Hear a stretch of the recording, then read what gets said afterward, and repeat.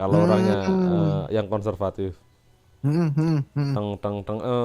Dulu bisa bersahabat dengan stop loss itu ceritanya bagaimana?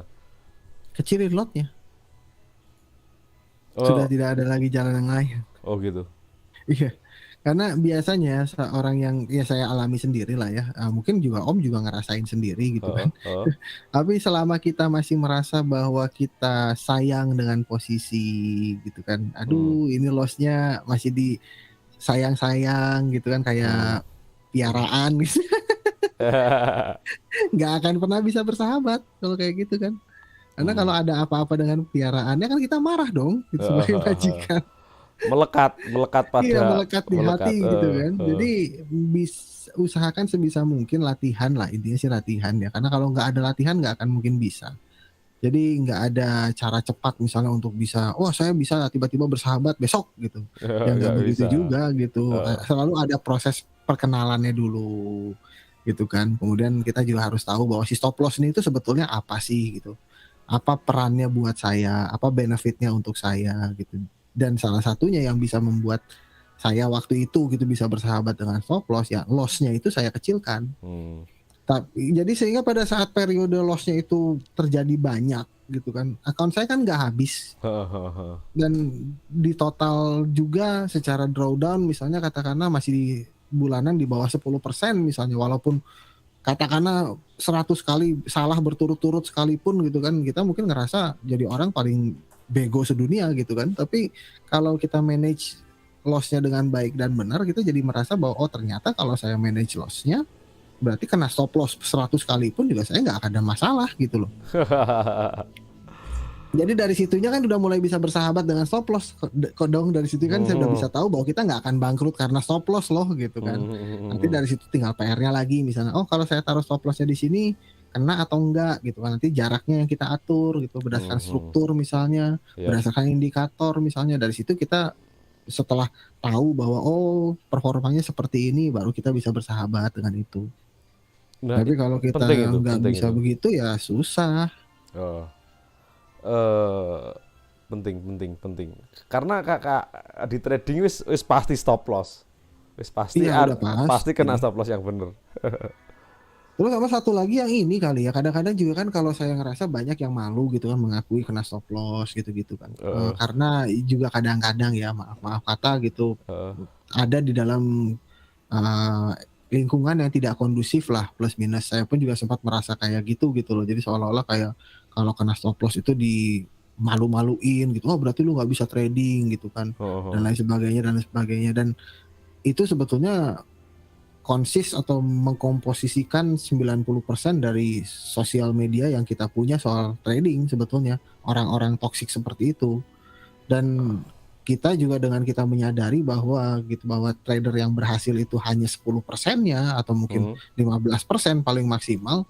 Kalau kita lihat 85%-nya tidak pakai stop loss, ya itu yang harus kita hindari. Nah, Kalau itu. Ya, kalau Penting, kita penting, lihat penting. 85%-nya selalu posting profit setiap hari, itu sebetulnya harus kita hindari. Iya, iya, iya. Ya, kalau kita 85%-nya melihat bahwa ada yang mencela pada saat terkena stop loss gitu kan. Wah, masa udah master kok masih kena loss gitu. Itu yang harus kita hindari sebetulnya karena yang berhasil 15%-nya tidak akan berlaku seperti 85% yang sering kita lihat. Nah, apa ini teman-teman. Oh, ini master kok kena SL. Wah, orang-orang yang kayak gitu, satu dia noob, yang kedua dia mulai bisa trading, Iya, dan euforia, euforia. Oh, iya, aku euforia. master. Wah, aku bisa Betul. trading. Analis aku canggih, bla bla bla bla. Aduh, Ya, memang nubi. kayak gitu tuh. Tapi ya itulah yang sayangnya ya kalau di kita kan ya Oh, mungkin mudah-mudahan dengan uh, apa yang biasa dilakukan oleh Om gitu kan terus yang bisa saya lakukan juga sedikit banyak kita bisa bangun oh, komunitas kita tuh ke arah yang lebih bagus loh gitu kesan ke oh, depannya. oh. Jadi bisa membangunnya tuh juga mudah gitu karena kalau Hmm. sekarang kita ngomong begini kan di luar sana banyak yang posting profit sekian puluh persen per Wah, hari gitu wah. kan. Kamu apa pernah lihat orang yang modal 2.500-an dia floating positif itu sampai 1,8 M dolar. Ada loh itu, dan dia margin call. Ada loh itu. Nggak usah jauh-jauh ya. Yang gitu itu banyak lah ya. Cuman Oknum-oknum tertentu tapi oknum banyak apa follower, trader full margin. banyak followernya tapi om. Heeh. Kadang saya di situ suka merasa sedihnya ya, kayak channel saya nggak maju-maju gitu. Heeh, heeh, heeh. Ngomongin yang benar kok nggak maju-maju gitu kan. Tapi kalau channel orang yang ngomonginnya, wah sekian per hari, sekian per jam gitu, langsung followernya buat gitu, cepat banget gitu. Heeh. Aduh, Apa gitu. nah orang yang dengan modal 2.500 dolar floating Hmm. ini floating positif 1,8 dulu itu sudah mungkin Hmm. tahun lalu. Dia sekarang ngaku, wah aku ternyata nggak bisa trading ya Pak.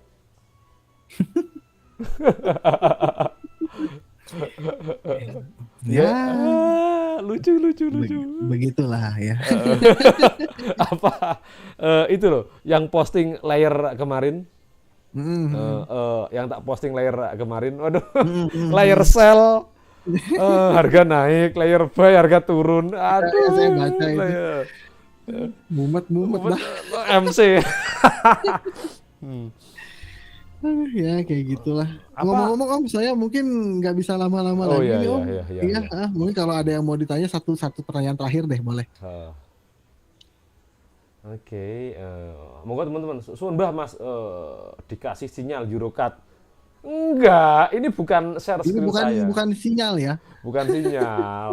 Ingat panahnya ada dua, jadi Iya, harga bisa naik bisa turun loh. Ya, iya bisa naik bisa turun. ya siapkan skenario nya aja. Ya ini bisa jadi false break juga soalnya kan, tergantung kondisi. Eh, kue lapis itu Om, iya. Tapi ya sebetulnya kan gini ya, kalau misalnya kita mau lihat dari ini kan, itu kan simpel saja sebetulnya, kita buat sederhana lah gitu ya. Kalau harga nggak bisa break ke atas, targetnya di bawah. Kalau harga break ke atas, targetnya di atas. Udah, gitu aja kan. Bye Nanti bye bye bye. kalau misalnya ditanya kan berapa, misalnya katakanlah dari sini ke atas ya Oh. 300 pip gitu kan di sini kan.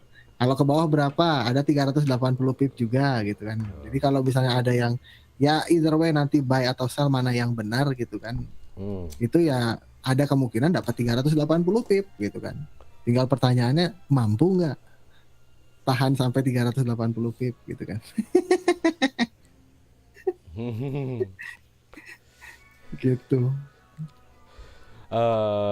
Halo, saya jarang yang ribuan pip. Ini 6 bulan aja.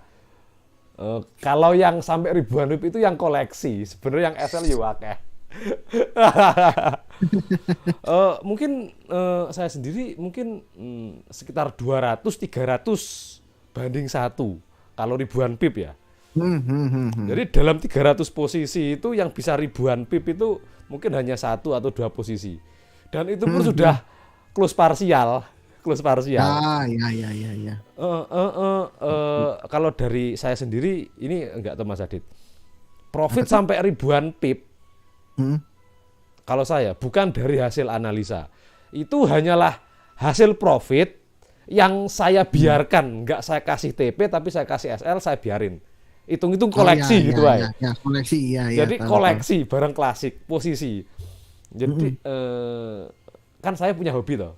Hmm, hmm, Jadi hmm, hmm, saya sisakan posisi sedikit, lot hmm, terkecil hmm, hmm. supaya untuk dijadikan ini kemungkinan berpotensi ribuan pip nih. Nah, Ya itu kalaupun latihannya. ya kalaupun udah target, nggak akan saya tutup. Pokok ini koleksi. Wah, Ya koleksi aja udah ya, seru. antara pokoknya ini SL plusnya di mana gitu kan. Jadi seru. Bisa floating ribuan pip itu seru. Ya, tapi itu ya kalau saya boleh jujur ya Om, itu latihan yang saya lakukan sebelum saya bisa holding posisi begitu lama Oh, oh. gitu. Jadi saya dulu untuk latihannya bisa holding posisi ratusan pip dan bahkan mungkin sampai ribuan ya gitu kan. Mungkin belum ribuan lah, 1.000 lah gitu ya. Paling mentok baru 1.000 sih. Belum ribuan. Jadi dari situ ya saya awalnya latihannya ya seperti yang Om lakukan gitu, koleksi. Hmm. Tapi ditambah lagi dengan fundamental gitu kan, itu jadi membuat saya merasa yakin bahwa oh oke, Pede. saya ya pede untuk tidak close dulu gitu loh. Hmm. Gitu. Ini sih custom period.